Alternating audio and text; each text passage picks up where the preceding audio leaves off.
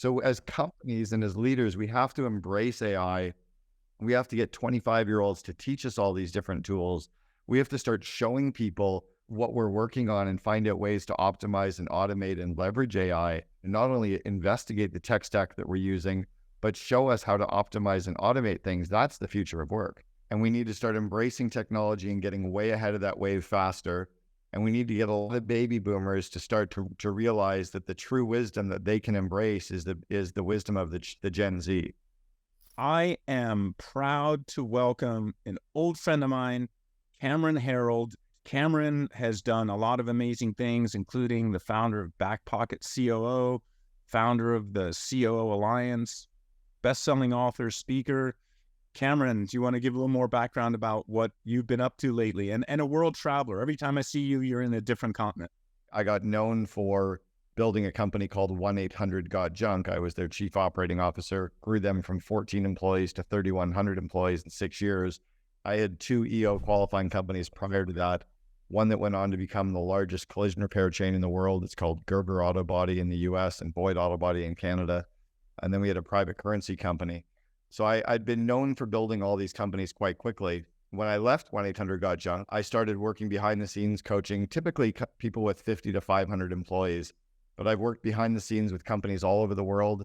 I've done paid speaking events now in 27 countries on every single continent. I've written 6 books, and I started something called the COO Alliance. I also have a podcast called the Second in Command podcast. That's about it. And I'm a father of 2, and I live on the road. My wife and I sold everything in North America a couple of years ago, and we're full-time traveling now. How's that change your perspective about running a business when you're always remote? I've always, traveled a lot, but I always believed that we needed to be more location-based, or certainly closer to our team, closer to our clients. But, COVID certainly opened up that whole paradigm of remote teams or hybrid teams. And then clearly we've had Wi-Fi for 20 plus years now and laptops for 20 plus years. And now we've got the tech stack to enable us. You really can be anywhere in the world. The big juggling component is time zones, right? I'm actually talking to you right now in Barcelona. Juggling time zones is the only real thing, but I've already had a great day. I've been to the gym. I got a massage. I've done some work.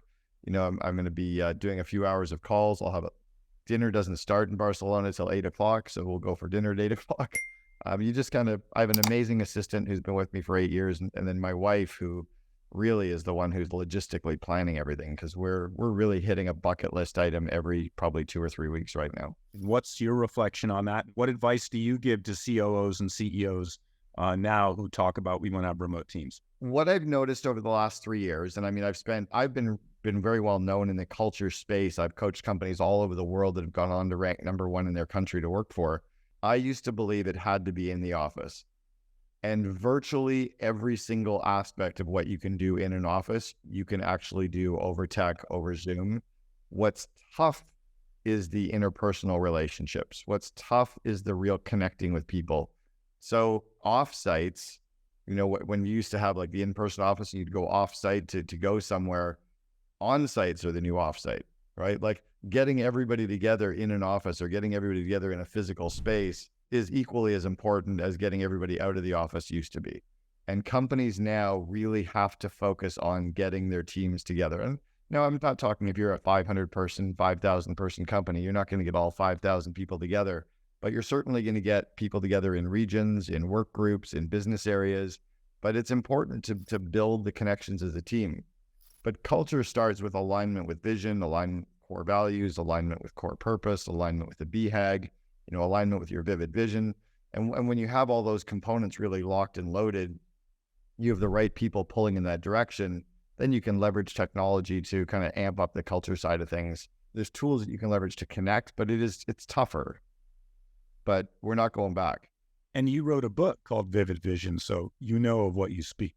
I wrote a book years ago called Vivid Vision. It's had almost 1,000 reviews now on Amazon. The idea with culture is getting complete alignment with your employees, your customers and shareholders and all the employees so that everybody can see what the CEO can see. And if everyone is completely aligned with what the company looks like, acts like, and feels like 3 years in the future, they can start reverse engineering to make that happen. And that doesn't require you to be in a physical space, right? I can share with you a 5-page description of what the COO Alliance looks like, acts like, and feels like 3 years in the future. We share it with the world, So everybody's trying to reverse engineer every sentence of that document to make it come true over time.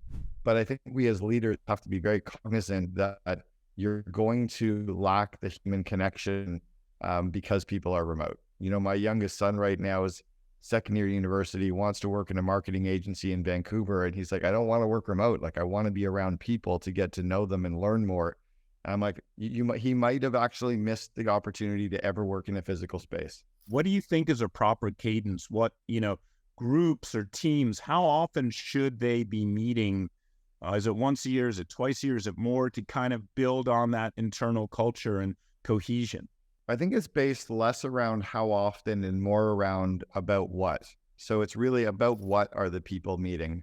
You know, you've got your annual planning meeting, you have your quarterly planning meetings, you've got your financial reviews, you have your business area reviews, you have business area planning sessions, you've got your weekly coaching, you've got your one-on-ones, you've got your daily huddles. So there's different types of meeting rhythms that you need to have baked into your calendar.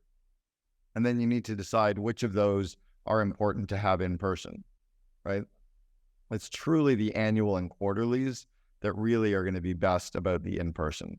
And often those are the leadership team and management teams, but then it's opportunities to pull the whole team together. And it's also thinking about how do we get our employees to spend time together differently than we used to. So an example, I just held a COO Alliance event last week. It was an in-person 3-day event in Scottsdale, Arizona. And normally all of my employees would have stayed in a hotel with the rest of our members. But now, because we're all dispersed, I rent a big Airbnb and we all stay in an Airbnb together. All the members stay in a hotel, but we're in an Airbnb a few miles away so that we can wake up in the morning, chat with each other, sit around at the end of the day, chat with each other, kind of just feel like we get to know each other and spend a little bit more time together. And I think we have to be more cognizant about that and push for those opportunities more. With the in-person event that you just had, how would you say that really enabled the community, or how was that additive to the other activities that you have? About a year ago, I sat down with my wife and I said, the next big COO Alliance event that we run, we call it the COO Connect. We ran the event. It ended 10 days ago. The net promoter score was positive 80%, which is very, very high for a net promoter score on an event. But our members were literally fired up because they got to know each other. And they've been getting to know each other in the 3-hour events over Zoom with the breakouts, but 2.5 days together, and I really worked hard at making them get to know each other. So I think we just really saw that it is super powerful, that for them, as much as the online community works and the online community has value, and it's just something different when you can get them together in person as well. I think those are going to become more and more valuable and more important as time goes forward, as we need the human connection and we need to connect and we need that shared brain trust. It's one of the reasons why I started the COO Alliance 6 years ago as well, as I wanted to give them a space. But I think communities and live events are going to become more powerful because we're going to be starving for that human connection. And I think the companies that can figure out both, we're never going to be going back to the office. At best, we're going to have hybrid workspaces. But I think it's the CEOs and the leadership teams that find ways to connect as humans and then find ways to connect via technology. They're the ones that are going to actually lead. Do you see a difference in the way people work, let's say in the Middle East versus Europe versus Asia versus North America? I think the differences are, there's difference in terms of cultures and the way that they operate at kind of the soft skills, the leadership, the way that humans connect. That's definitely different globally, but I think the rest of it has become fairly ubiquitous fairly quickly. In the Middle East, I'm actually in the process of moving my residence to Dubai. I've already moved my companies to Dubai. So the United Arab Emirates is very quickly adopting a lot of the Western cultures because they're moving off the oil and even Saudi Arabia is really relaxing a lot of their rules and trying to attract tourism dollars and trying to attract foreign investment. But Dubai is almost as entrepreneurial or more than Austin, Texas is. It's incredible to see the adoption of technology, the business events, the mindset is very, very entrepreneurial over there. If we could take a step back, and you said you started the COO Alliance 6 years ago, walk us through what you saw as the need for a chief operating officer versus a chief executive officer, where you see the split of who does what and how those two roles collaborate and are symbiotic, or if they're very separate.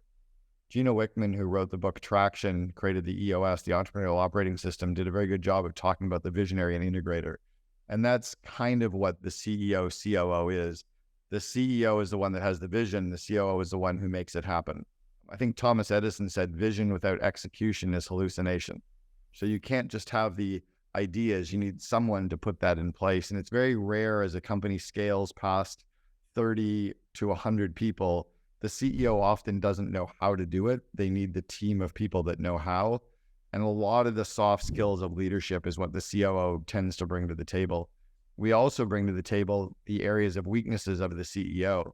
So it's a very different role. I would have been a horrible COO for probably 95% of our COO Alliance members because I don't line up perfectly with their CEO like I did with Brian or with Steve White or with, Terry Smith. There's a lineup of core values and core competencies, and I have to be really good at the stuff that they suck at, and I have to love working on the areas that drain them of energy. And in some companies, that means, like at 1-800-GOT-JUNK, I was a very outward-facing COO. I was biz dev, I was sales, I was marketing, I was PR, I was doing speaking events, I was culture, I was operations. And in other companies, the COO was very inward-facing, very tech, very engineering. In fact, the current COO at 1-800-GOT-JUNK, who I've known for 35 years, he is a very inward-facing COO. He will never speak to the media. He will never do speaking events. He would have been a horrible COO in the 7 years I was there, and I would have been horrible in the time period that he's been there. It's a different time, right? So right. The COO is all about the season that we're running the business in and the CEO and what they need at that particular time. It's a tough role. Do you have a tool or some sort of assessment to help the CEO figure out who she needs to be their second in command? And conversely, do you have something for your COOs to help understand what type of CEO they would mesh best with? So I have the book, The Second in Command, that just came out in January. So it just came out a few months ago. I was getting huge reviews globally right now because I really have uncovered what a real second in command is. We're not talking visionary integrator. We're talking typically 50 to 5,000 employees, right? If you're looking for a second in command of a real company, I talk about what one really is and how to find them and how to bring them into the organization and how to build a relationship and the kind of the true yin and yang relationship. And then I have 2 scorecards as well. One, the CEO kind of does a scorecard of their current second in command, whoever that may be. And regardless of what your titles are in a company, you have someone who is second in command to you. You have that de facto person that you turn to it could be an executive assistant. It might be a director of operations or a GM. It's typically someone who is focusing on getting the stuff done for you so that you can continue to drive vision and culture, right? So I have a scorecard the CEO will do for their second in command to rate them in 8 areas. And then I have a self-assessment that the COO can do as well to assess their own skills on these 8 core areas that we see COOs needing to be strong in.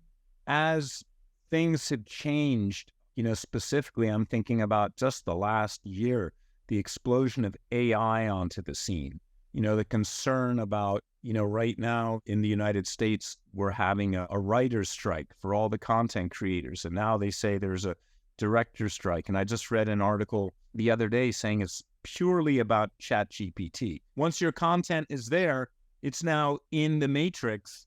And so, ChatGPT or any other AI can now recreate derivatives of your content and you're never going to get paid. What's your thought about how AI is transforming the way companies work and what people should be thinking about?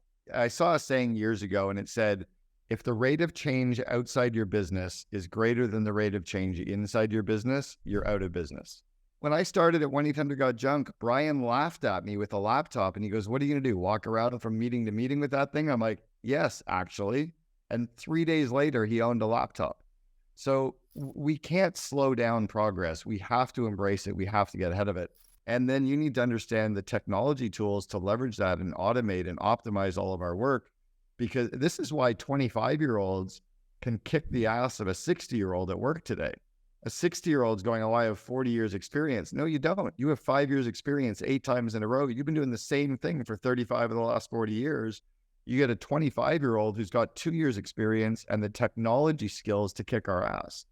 So as companies and as leaders, we have to embrace AI We have to get 25-year-olds to teach us all these different tools. We have to start showing people what we're working on and find out ways to optimize and automate and leverage AI, and not only investigate the tech stack that we're using, but show us how to optimize and automate things. That's the future of work. And we need to start embracing technology and getting way ahead of that wave faster. And we need to get a lot of baby boomers to start to realize that the true wisdom that they can embrace is the wisdom of the Gen Z. It's looking to the 25-year-olds to 27-year-olds and saying, teach me stuff. Show me how I can do this work faster, to optimize it, to automate it, to outsource it, to leverage AI. But if we sit in our corner offices pretending that we have our shit together, we will be the next Blockbuster, right? We will be out of business. I mean, I think about, Southwest Airlines in December of 2022, right around Christmas. They had a literal meltdown and their system literally collapsed. And so when I explain that to people, I'm like, did a plane crash? Did pilots stop knowing how to fly? No, it was actually their booking system. There was an archaic booking system that couldn't handle all the permutations of rapid change. And it literally was like, smoke coming out of it. And then on top of that, everyone started calling them and their call center couldn't handle the volume of calls. So their call center collapsed. Examples of the technology causing the core business, which is getting people from point A to point B on an airplane, to not function.